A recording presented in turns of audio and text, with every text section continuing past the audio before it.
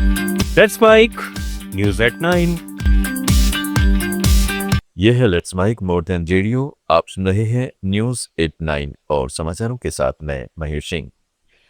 बांग्लादेश के high commissioner M रियाज हमीदुल्लाह ने त्रिपुरा में अवार्ड विनिंग फिल्मों की स्क्रीनिंग का प्रस्ताव रखा है ताकि दोनों पड़ोसी क्षेत्रों के बीच सांस्कृतिक संबंध और मजबूत हों। यह प्रस्ताव गुवाहाटी में नहीं बल्कि अगरतला में मेडिटेशन त्रिपुरा बिजनेस कॉन्क्लेव के दौरान त्रिपुरा के मुख्यमंत्री प्रोफेसर डॉक्टर माणिक साह के साथ बैठक में दिया गया।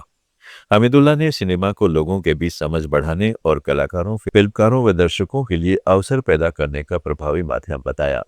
उन्होंने त्रिपुरा की प्राकृतिक सुंदरता और आतिथ्य की सराहना की तथा सांस्कृतिक सहयोग से दोनों देशों के बीच ऐतिहासिक बंधन को मजबूत होने की उम्मीद जताई। म्यांमार में होने वाले संवैधानिक संवाद के लिए सिक्किम के आर्थिक सलाहकार महेंद्र पी लामा को 4 भारतीय विशेषज्ञों में शामिल किया गया है। यह कार्यक्रम 16 से 18 जुलाई को नाय पीटा में होगा, जिसमें संवैधानिक शासन, संघीय ढांचे और शांति प्रक्रिया पर चर्चा होगी।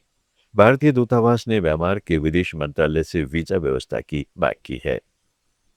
नासा के एस्ट्रोनॉट्स अनिल मेनन 14 जुलाई को कजाकिस्तान के बैकोनोर स्पेसपोर्ट से सोयूज MS-29 यान पर सवार होकर इंटरनेशनल स्पेस सेंटर के लिए रवाना होंगे।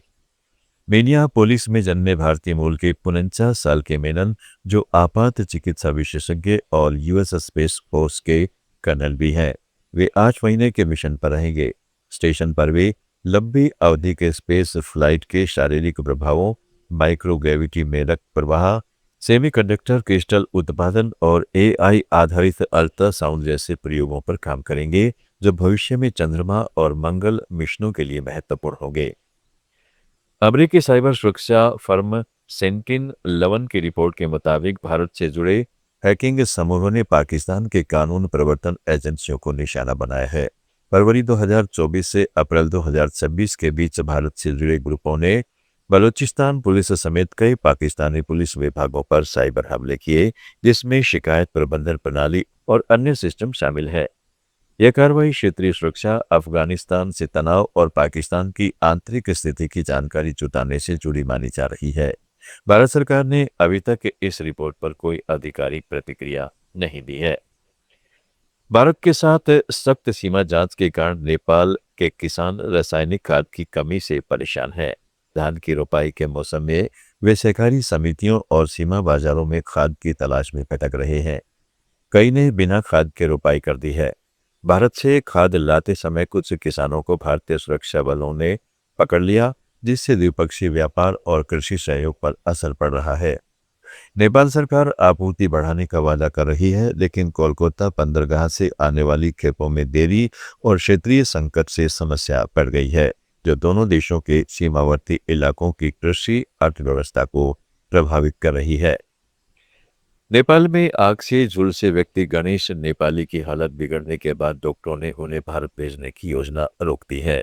काठमांडू के वीर विक्रम अस्पताल में भर्ती 25 साल के इस युवक को शुरू में एम्स दिल्ली स्थानांतरित करने की तैयारी की गई थी, जिसमें एयर एम्बुलेंस और सरकारी खर्च का इंतजाम किया गया था।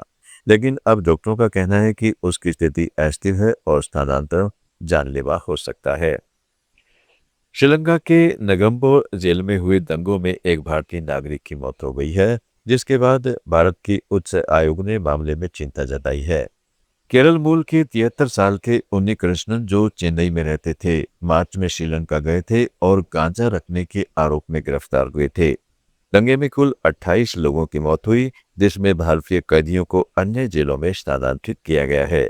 भारत ने श्रीलंका के विदेश मंत्रालय को नोट वर्बेल भेजा है और घटना की जांच की मांग की जा रही है, जबकि मानव अधिकार संगठनों ने यातना के आरोपों पर भी ध्यान दिलाया है।